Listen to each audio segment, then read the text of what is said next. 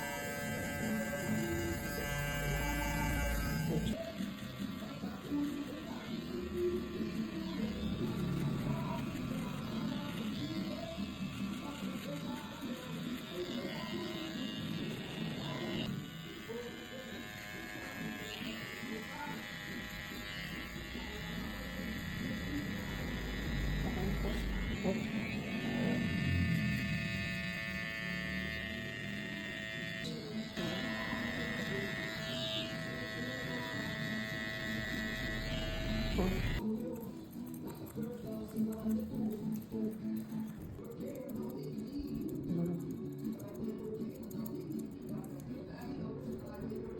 paano gusto nyo itin?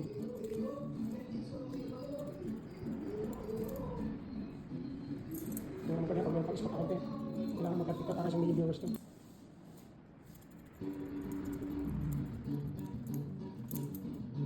Ito kasi bukit.